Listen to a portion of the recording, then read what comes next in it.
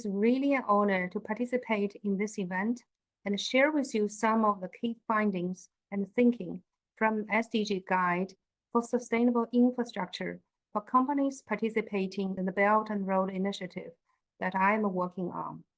First of all, I would like to appreciate the initiative of UNGC to draft this report. The relevance of it was echoed by the business sector when the business survey was conducted last month in December 2022. The first draft of this report is about to be ready for comments, and today I will briefly talk about 4 key aspects of it.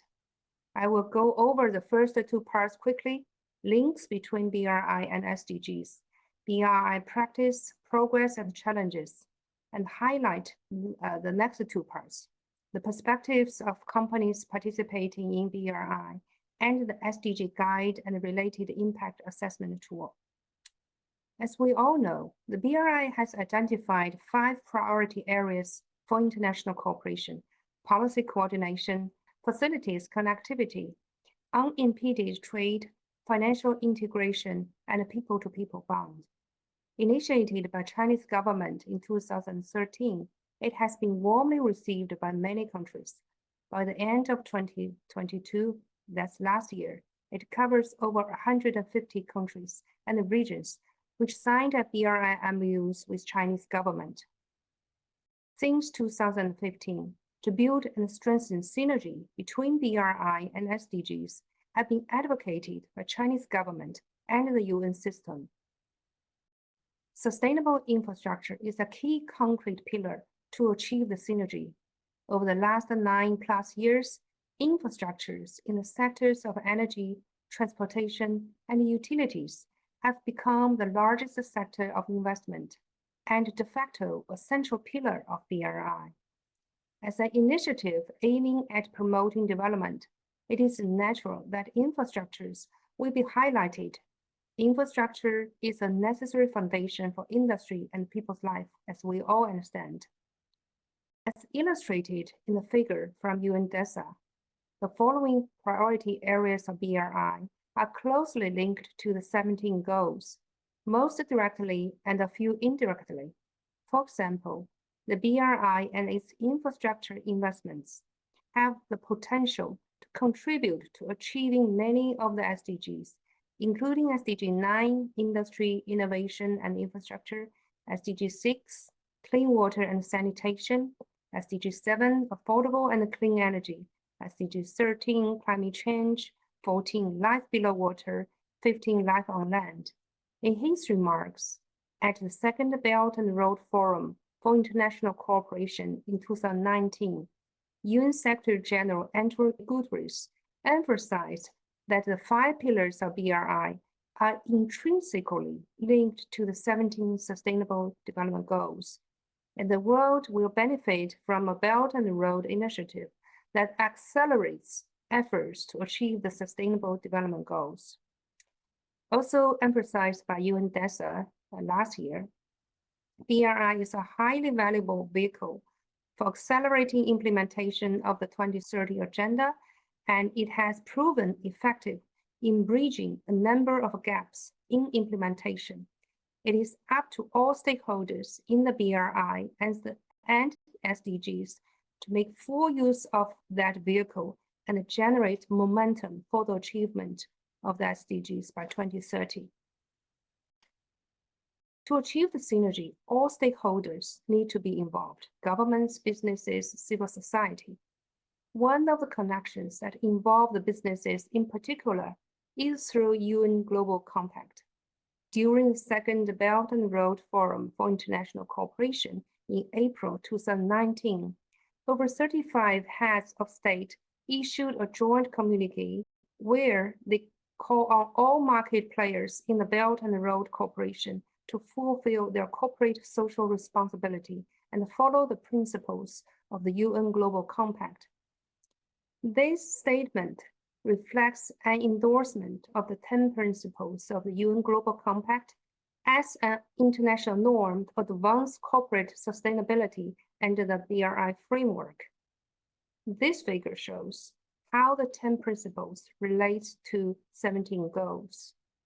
UN Global Compact asks companies to first to do business responsibly and then pursue opportunities to solve societal challenges through business innovation and collaboration. It also stresses that good practices in one area do not offset harm in another. I believe this is a very important principle for businesses to follow. Over the last 9 years, with a lot of infrastructure projects in the energy, transportation, ICT sectors being constructed and went to operation, infrastructure bottlenecks in developing countries are addressed. Globally, we know that 2.6 billion people cannot access a reliable electricity source, and over 4 billion do not have internet access. In developing countries alone, this requires a 1 trillion gap in annual investment spending. That needs must be stressed. That is the significance of infrastructure initiatives like BRI. Meanwhile, over the last 9 years, the Chinese government has formulated various sustainable infrastructure development policies and regulatory frameworks while strengthening technical support and capacity building. And efforts has been made to leverage green finance in promoting sustainable infrastructure by setting the terms for project approval and financing. The awareness and willingness of Chinese companies to build up the capacity to respond to government policies, guidance, and better management has been increasing rapidly.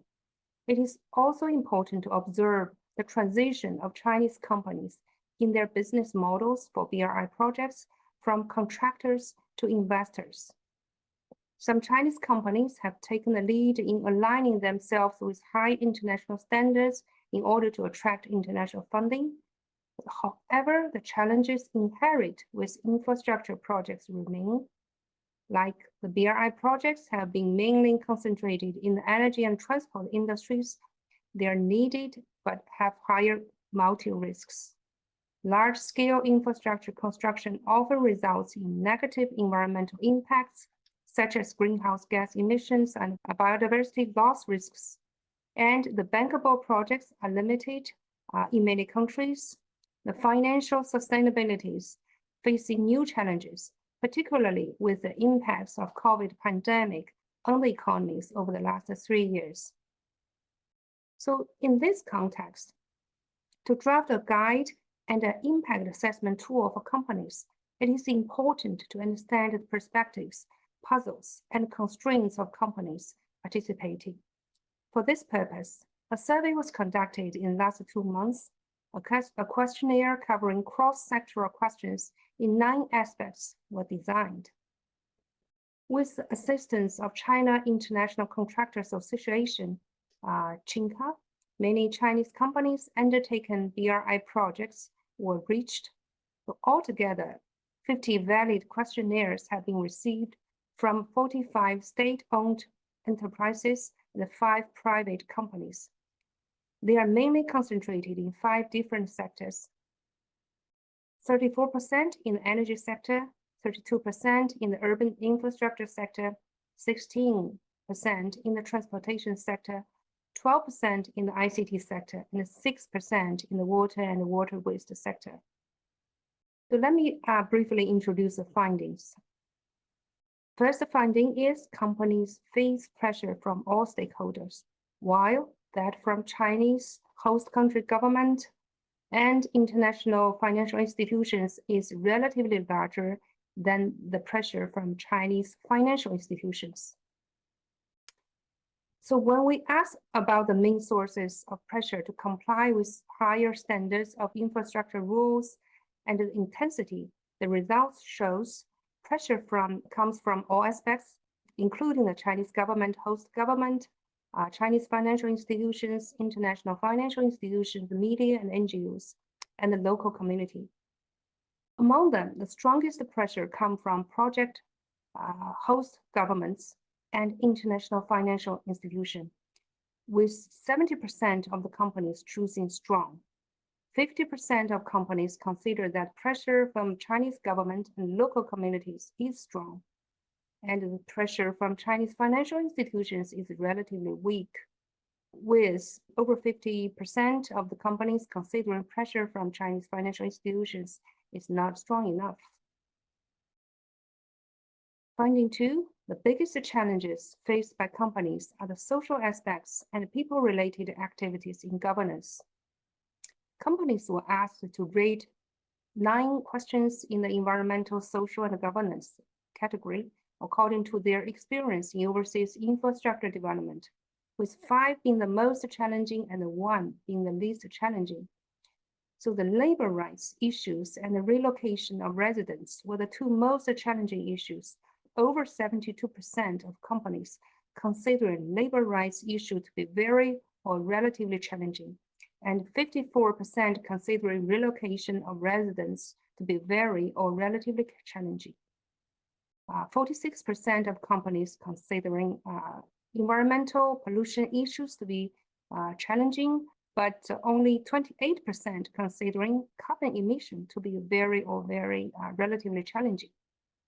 Perhaps it's because there aren't enough practical tools or to pass on the emission responsibilities to projects for the time being.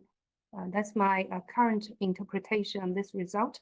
In addition, 56% of companies considering communication with local governments to be very or relatively challenging.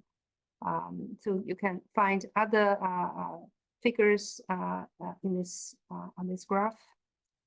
Finding 3, most companies believe SDGs are relevant to infrastructure projects and welcome SDG guide and tools. So when we ask whether companies are aware of the 17 UN 2030 agenda goals and how they relate to infrastructure projects, we see that 66% of companies believe that SDGs are relevant to infrastructure projects, and 50% say they would like a specific set of guidance to help companies integrate them in practice.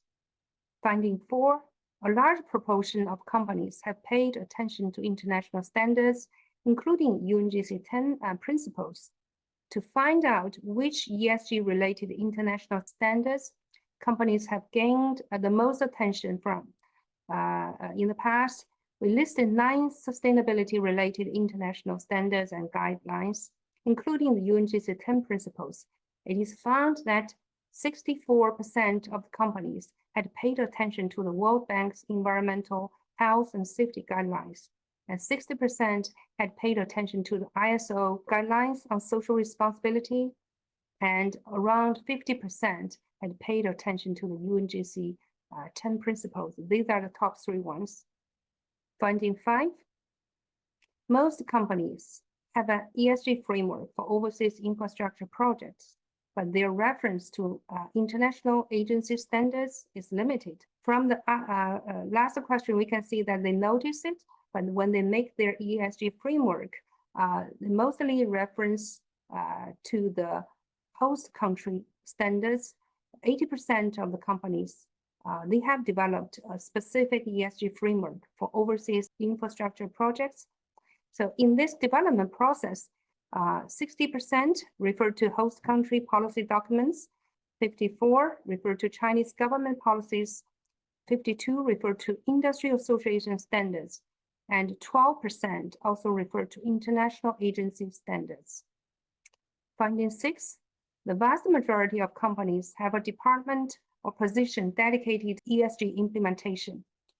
So it is a very encouraging message that a significant number of companies attach importance to the implementation, with 30% having a dedicated department, 34% having a dedicated position and personnel, and 28% having a part-time personnel.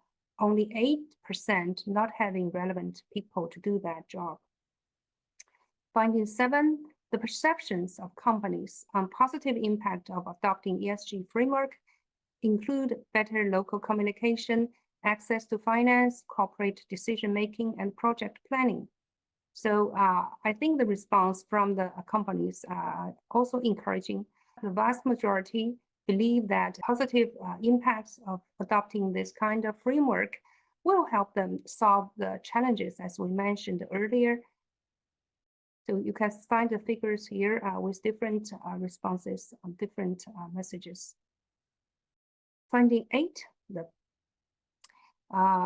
it's commonly understood that higher standards will require higher costs, and this is also reflected in this survey result.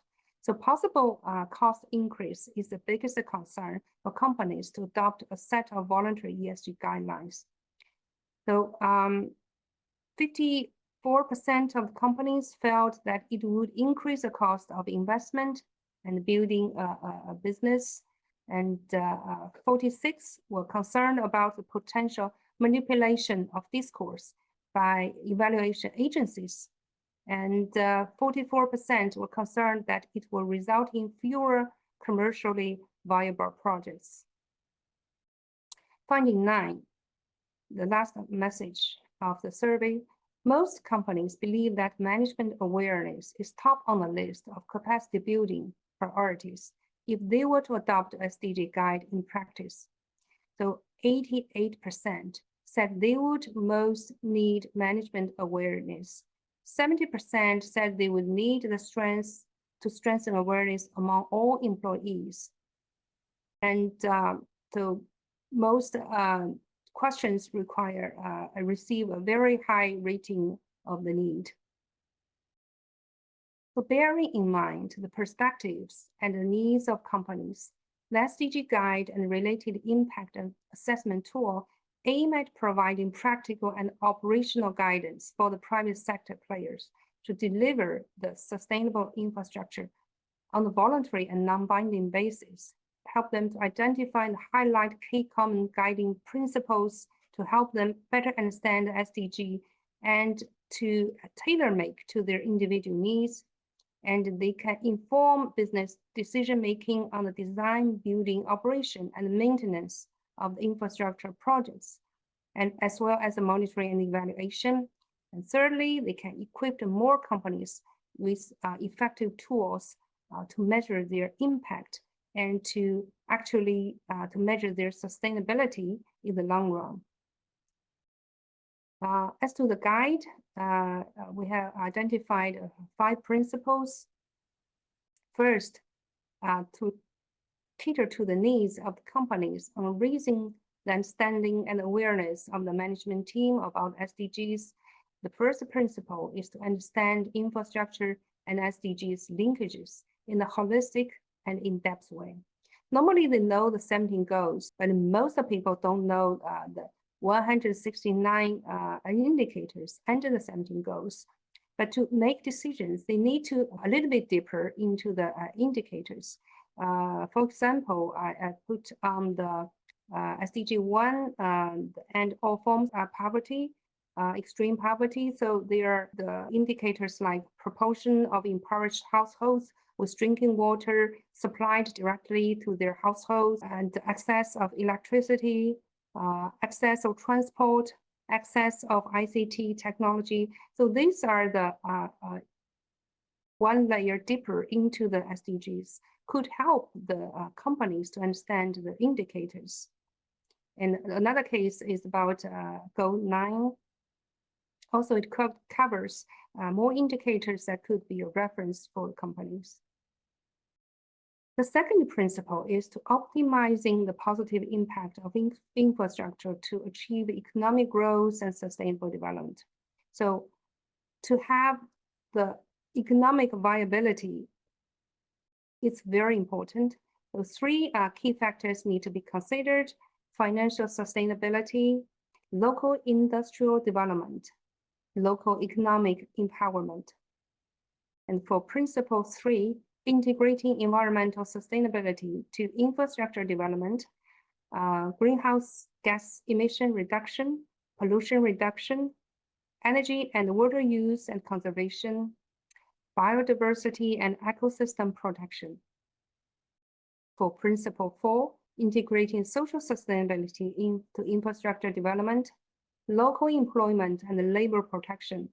We can recall that this one is the biggest challenge for the companies. So more attention and structured thinking on this is very much needed. And community development, stakeholder engagement.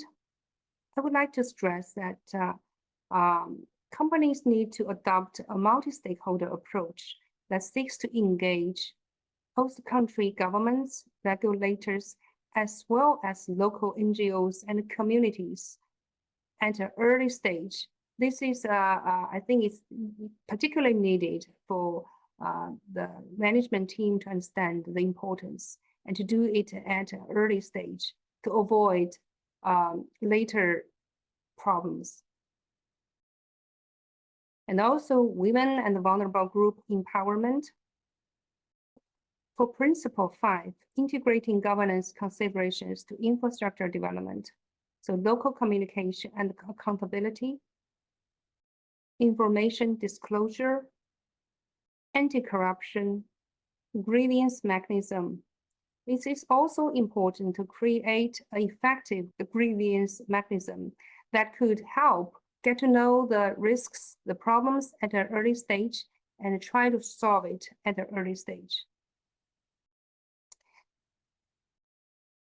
On the basis of the principles, I'm also try to develop a structured impact assessment tool to help companies to understand how to use these principles in practice. And this frameworks try to be concise and structured. The preliminary thinking is there need to be 3 steps plus ESG indicators. These ESG indicators will refer to the SDG indicators, UNGC principles, and also the G20 Quality Infrastructure Index, which was adopted last year at the G20 ministerial meeting. So it has been taken into consideration the developed countries and the developing country contexts. So the 3 steps include, first, step 1, understand the ESG. That's economic, environmental, social governance context. That means a broad context for companies to understand before they enter into this market. The step 2 is to chart infrastructure impact ESG indicators. As I said, the indicators will be a bunch of indicators that cross-sectoral, mainly cross-sectoral, with reference to different sources.